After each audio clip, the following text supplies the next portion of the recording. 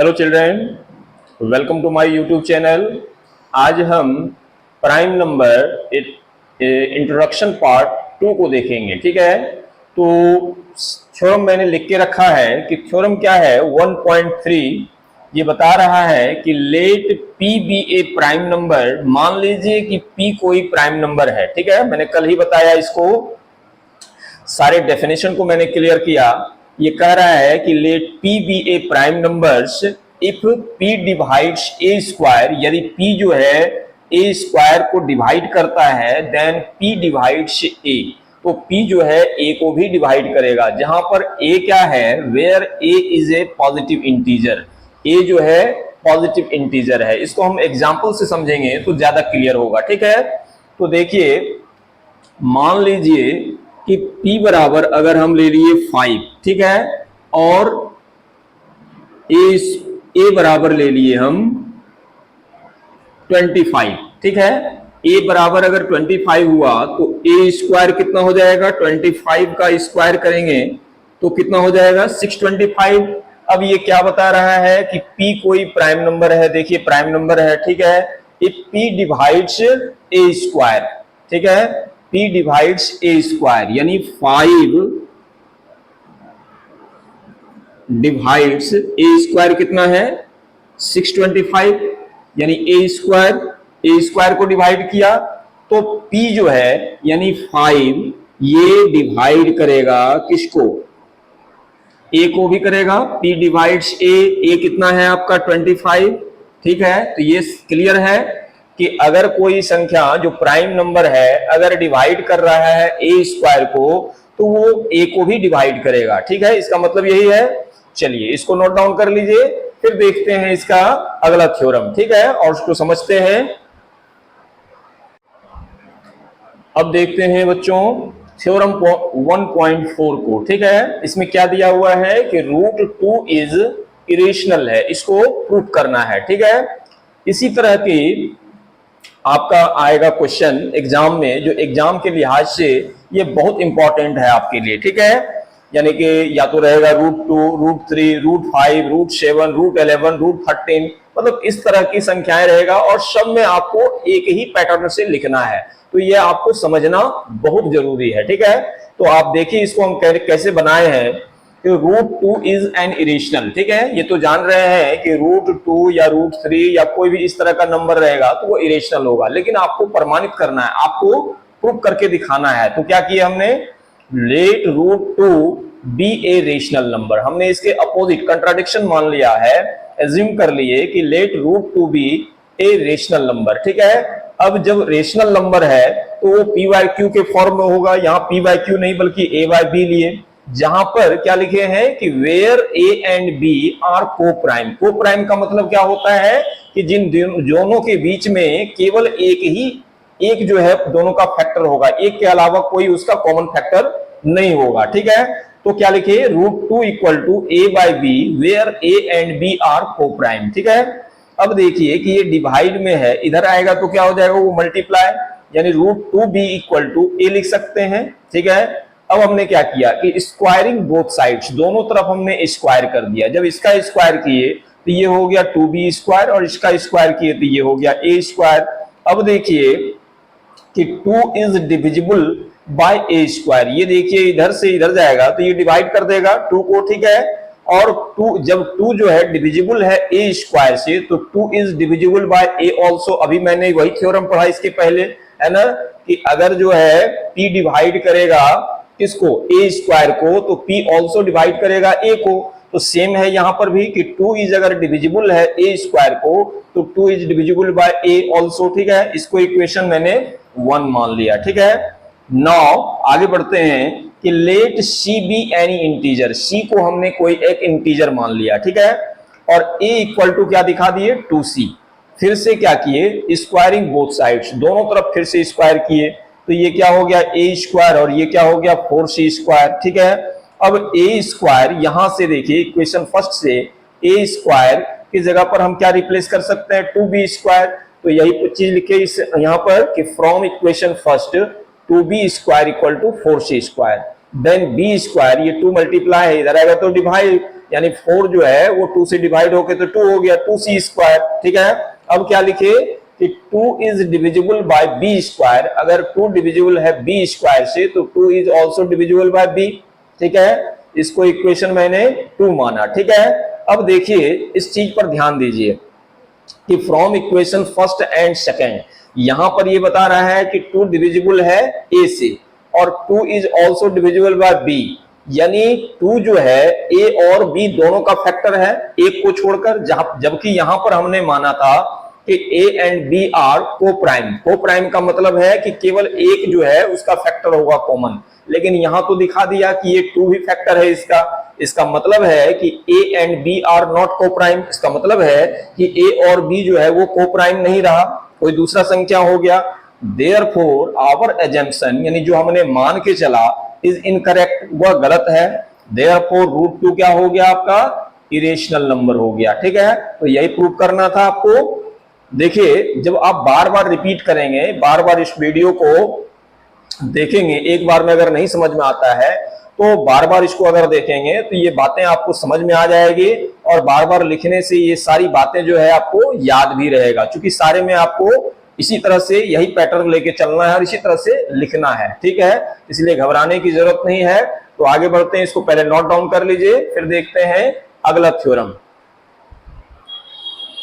अब देखिए theorem 1.5। Theorem 1.5 में क्या बता रहा है कि let x be a rational number whose decimal expansion terminates. कोई x जो है रेशनल नंबर है जिसका डेसिमल एक्सपेंशन जो है वो टर्मिनेट करता है। टर्मिनेट का मतलब हुआ कि जहां पर रिमाइंडर जो है आपका 0 है, यानी पूरा पूरा कट जाता है एक समय के बाद। ठीक है, then x can be expressed in the form of p/q, और तब x को जो है एक्सप्रेस कर सकते हैं किस फॉर्म में, p/q, where p and q are coprime, जहां पर p और q जो है वो को प्राइम है। को प्राइम का मतलब हुआ कि दोनों के बीच में कॉमन फैक्टर केवल एक रहेगा। ठीक है, and the prime factorization of q, यानी डिनोमिनेटर जो है वो q है, और q का प्राइम फैक्टराइजेशन क्या होगा, इन the form of 2 to the power n और 5 to the power m, where n and m are non negative integers. यानी इस पर जो पावर होगा वो कैसा नंबर होगा, नॉन नेगेटिव इंटीजर्स होगा, वो नेगेटिव नहीं होगा, है ना। इसको कुछ एग्जांपल से समझते हैं तो ज्यादा क्लियर होगा। तो जैसे आप लीजिए कोई एक एग्जांपल ले लीजिए, जैसे आप ले लीजिए 3/8। ठीक है, एक संख्या ले लीजिए आप 13/125, एक ले लीजिए आप 7/80। ठीक है, अब देखिए कि 3/8 जो है, 3/8 ये p/q के फॉर्म में है। ठीक है, और q इक्वल टू आपको कितना दिख रहा है, 8 दिख रहा है। तो 8 का जब आप प्राइम फैक्टराइजेशन निकालेंगे तो ये कितना हो जाएगा, 2 से 4 टाइम्स, 2 से 2 टाइम्स। ठीक है, यानी 8 इक्वल टू कितना हो गया, 2 इंटू 2 इंटू 2, यानी 2 पर पावर कितना हो गया, 3 हो गया। यानी कि क्या हो गया, 2 to the power n के फॉर्म में आ गया। ठीक है, यानी इसका जो टर्मिनेटिंग, इसका जो डेसिमल एक्सपेंशन होगा वो क्या होगा, टर्मिनेट होगा। ठीक है, कहने का मतलब कि जब आप डिवाइड कीजिएगा तो एक समय ऐसा आएगा कि उसका रिमाइंडर क्या हो जाएगा, 0 हो जाएगा। ठीक है, अब दूसरा एक समझते हैं, जैसे ये देखिए 13/125, ये p/q के फॉर्म में है, और यहां पर आपको q बराबर कितना दिख रहा है, 125। जब आप 125 का फैक्टराइजेशन कीजिएगा तो किससे दीजिएगा, 5 से 25, 5 से 5 टाइम्स, यानी 125 का प्राइम फैक्टराइजेशन जो हुआ वो कितना हो गया, 5 इंटू 5 इंटू 5, यानी 5 पर पावर कितना हो गया, 3। तो यानी 5 to the power m के फॉर्म में आ गया। ठीक है, यानी इसका जो डेसिमल एक्सपेंशन होगा वो क्या होगा, अगर वो टर्मिनेट है तो इस फॉर्म में लिखा जा सकता है। ठीक है, कहने का मतलब या तो 2 के फॉर्म में, 2 to the power n के फॉर्म में होगा, या 5 to the power m के फॉर्म में होगा, या फिर दोनों ही होगा। ठीक है, ये हमेशा ध्यान रखिएगा कि या तो 2 to the power n या 5 to the power m, या फिर दोनों रहेगा, यानी 2 to the power n into 5 to the power m के फॉर्म में होगा। ठीक है, और तीसरा एक एग्जाम्पल से समझते हैं, देखिए